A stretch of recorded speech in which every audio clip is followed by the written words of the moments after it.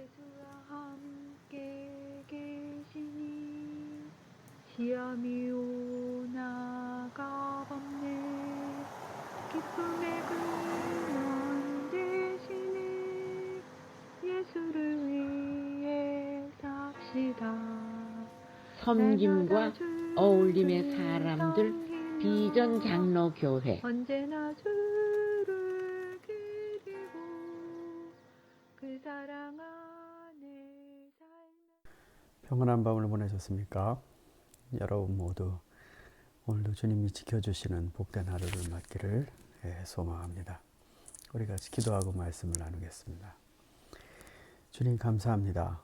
하나님께서 우리를 특별한 자리에 은혜로 불러주셨습니다. 많은 사람들이 주님의 말씀을 듣긴 들었지만 자신의 죄와 주님이 우리의 구주 되심을 인정하고 고백하는 그 특별한 은혜까지 이르지는 못하는 경우들을 봅니다. 그럼에도 불구하고 주님의 말씀을 찾는 이 귀한 성도들 위해 하나님의 귀하신 은혜를 누리워 주시옵소서.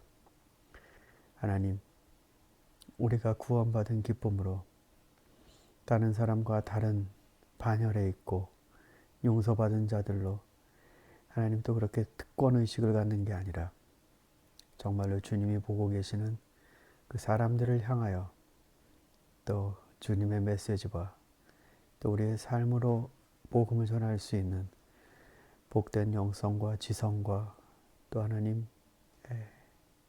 언어의 또 넉넉함을 가지고 또 주님을 섬기는 복된 하루가 되게 하여 주시옵소서. 오늘도 말씀을 나눌 때에 주님 역사해 주시고 겸손하게 주의 말씀을 받고 전할 수 있도록 주님 붙들어 주옵소서. 예수님의 이름으로 기도를 드립니다. 아멘. 네, 오늘 이제 우리 포도원 주인과 소장농의 비유 또 계속 이어서 말씀을 보도록 하겠습니다. 마태복음 21장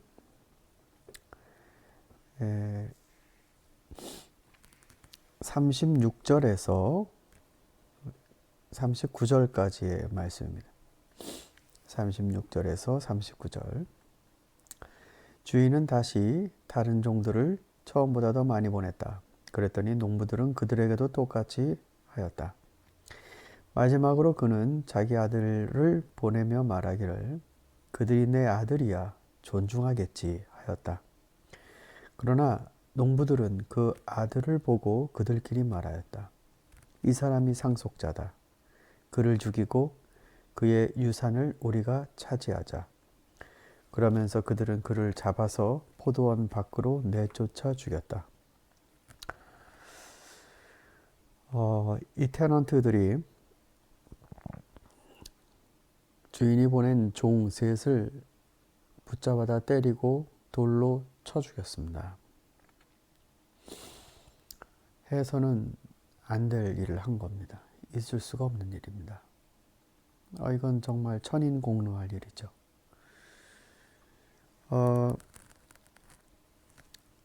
그런데 이 주인이 뭐라고? 내 종을 죽였다고? 그러면서 단박에 심판하는 액션을 취하는 게 아닙니다.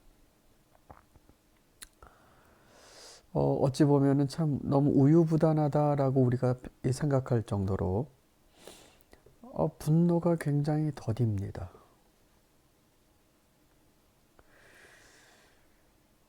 박자가 우리랑 좀 많이 다른 것 같습니다.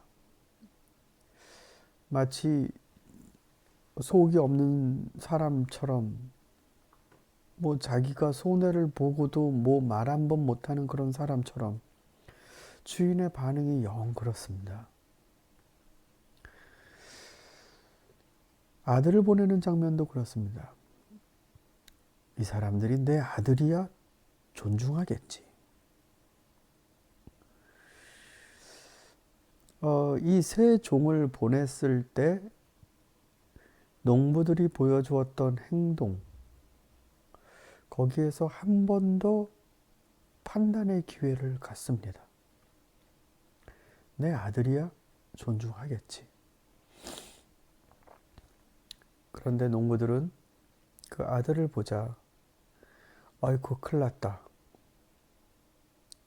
이거 뭔가 위기감이 돈다, 이랬던 게 아니고, 저 사람이 상속자다, 저 사람을 없애버리면 포도원은 우리께 된다.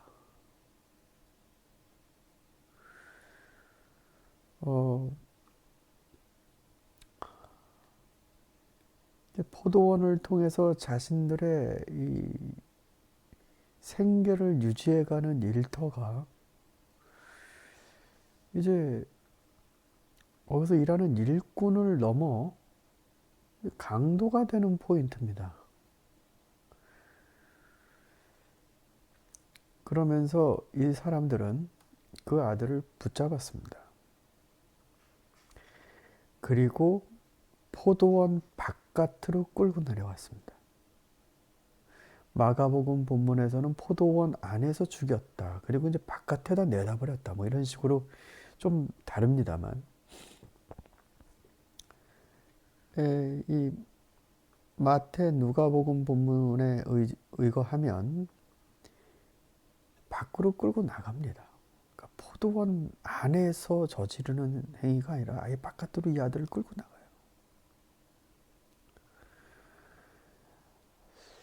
보통 원수진 사이에도 이러진 않을 것 같은데, 그렇죠 여러분?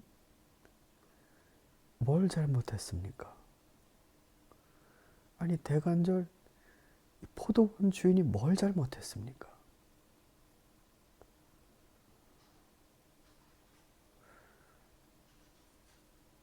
은혜를 입은 자들이 폭도가 되었습니다.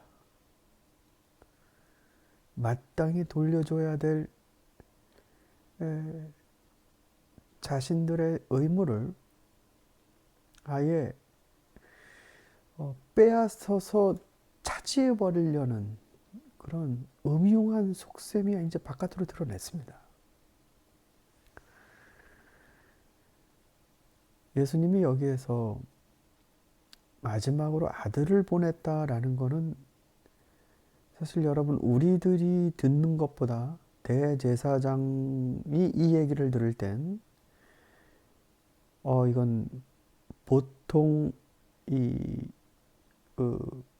안에 들어있는 의미가 심각한 게 아닙니다. 왜냐하면요,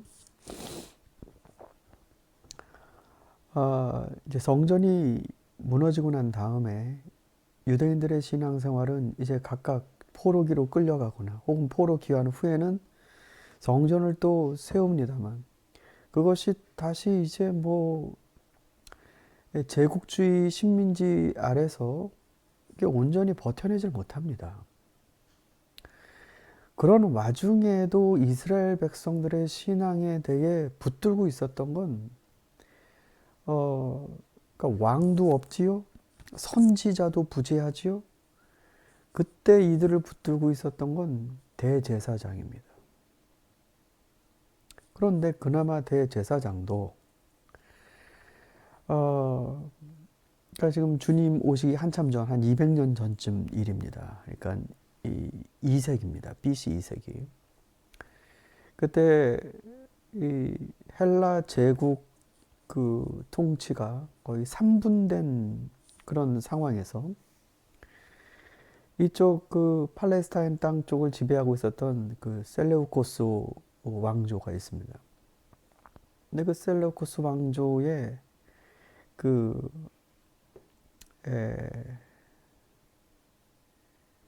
누굽니까?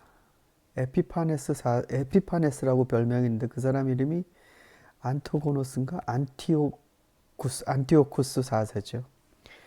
안티오쿠스 4세가 아예 이 유대 땅과 유대인들, 유대 종교를 전부 다 헬라화로 바꾸려고 합니다. 그러면서 대제사장도 이제는 그런 유대인 백그라운드에 있는 사람이 아니라 자기네 입맛대로 사람을 세웠습니다. 그리고 그 대제사장의 임무는 유대인들을 모세의 율법에 따라서 뭐 지키고 이런 게 아니고 유대인들을 헬라화 시키는 겁니다. 그러니까 직책은 그대로인데 이스라엘 백성이 봤을 땐 어휴 저 사람이 대제사장이야 그러고 꿈뻑 죽는데 실제로 그가 하는 일은 유대의 신앙을 헬라화 시키는 겁니다. 그러면서 신앙의 본질이 퇴폐됩니다. 그때 이건 아니다라고 하면서 이제 반란이 일어납니다. 그때 그 유명한 마따디아라는 제사장이 반란을 일으켜서 그게 마카비 봉기가 됩니다. 그러면서 이 마카비 봉기의 그 가문이었던 그 마따디아의 아들들에게로 계속 이런 군사적 그 행동들이 계속 대물려 가는데 그 와중에 어느덧 아주 잘 됐습니다. 그리고 외교적으로도 줄도 잘 타고. 그래서 이들이 왕가가 됩니다. 하스모니아 왕가가 됩니다. 그런데 이때 왕가가 되면서 대제사장직을 겸임하게 돼요. 예수님 오기 전 한 150년 전쯤 일이죠. 대제사장이 왕이 됩니다. 근데 이 왕은 대제사장직, 즉 종교적인 의무를 수행하고 이런 정신적인 겨를이 없습니다. 왕이니까요. 그러면서 형식상 자기가 대제사장이지만 실제 일들은 다른 유대 지도자들이 합니다. 그런 걸 맡아서 했던 게 바로 산헤드린 그 지도부입니다. 그런데 나중 되면요. 이 하스몬 왕가가 헬라화됩니다. 그러면서 다시 대제사장직이라든지 이런 이 유대적인 종교적인 이런 그 행동들을 달가워하지 않습니다. 그때 아마 바리새인들이 출현했다라고 보죠. 그러니까 바리새인들은 유대의 종교적인 지도자 그 순수함을 주장하는 거죠. 그러다가 헤롯이 등장합니다. 헤롯 대왕이요. 그런데 이 헤롯은 하스몬 왕가의 모든 핏줄을 다 없애버리는 것은 물론이거니와 대제사장직도 자기가 임명합니다. 그럼 이 헤롯은 로마의 줄을 탄 사람이거든요. 궁극적으로 로마가 대제사장권 임명을 행사합니다. 그러니까 헤롯 통치 시기 BC 한 30년에서요. 예루살렘 성전이 완공되던 한 60년대 말 정도인가요? 약 100년간의 기간에 있어서 대제사장직이 28번이 바뀝니다. 예수님 당시에는 가야바라는 사람이 18년 동안 대제사장직을 임명하고 있었는데 그의 장인이 안나스입니다. 안나스가 대제사장직을 잘 줄을 탔어요. 그 사람 돈이 많아요. 로마에 줄이 있습니다. 그러니까 지금 대제사장이 예수님의 말씀을 듣는데 주인이 아들을 보냈다라는 말은 적통이라는 말이거든요. 이거는 직격탄을 쏜 겁니다. 물론 비유지만 이건 직격탄입니다. 돈 주고 가문의 백으로 원래 마땅히 서야 될 제사장의 반열이 아닌 자들이 제사장직을 수행하고 있고 그것도 관심이나 있습니까? 결국은 돈이죠. 대제사장이 징수를 해서 그것을 세관장에게 줘서 세관장이 로마로 보냅니다.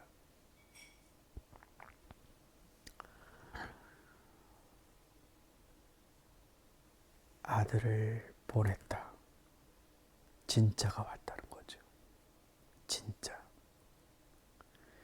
예수께서는 지금 자신을 가리켜서 그 자리에 가장 적합하고 요구하기에 합당한 권세와 권리와 그리고 또한 이 능력이 있는 아들로 등장하는 걸 비유로 말씀하십니다. 그때 그 테넌트들은 이자만 없애면 포도원은 우리께 된다라고 생각했다는 말입니다. 사랑하는 성도 여러분,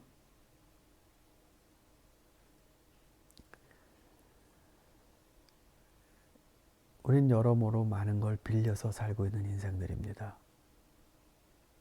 무엇 하나 가지고 갈 수가 없지요. 그런데 그런 인간이 살아가는 모양을 보면 내 거 이러며 살더라고요. 아무것도 못 갖는 인간이.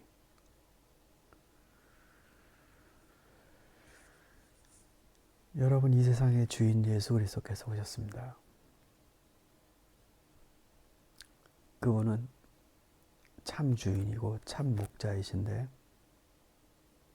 자기 것을 내놓으셨습니다.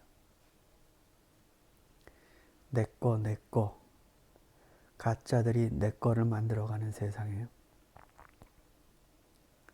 참 소유주가 자기의 것을 내놓고 그 가짜들을 용서하려고, 그 가짜들의 양심을 깨우려고, 그들의 삶을 다시 고치시려고 자신의 것을 내어놓으십니다. 우린 그분을 주님 그리스도라고 부릅니다. 오늘 저와 여러분이 하나님께서 주신 하루를 살 수 있는 기회가 있다는 건 참 생명으로 살라는 말씀이 아니겠습니까? 우리의 것, 하나님의 것, 타인의 것, 말도 생각도 감정도 온전히 내 것을 구분하며 살아갈 수 있는 복된 예수 그리스도의 제자들이 될 수 있기를 소망합니다. 예수와 함께 계시니 시험이 오나가 없네. 기쁨의 근원 되시는 예수를 위해 삽시다. 날마다 주를 섬기며 언제나 주를 드리고 그 사랑 안에 살면서 산 길로 가슴합시다.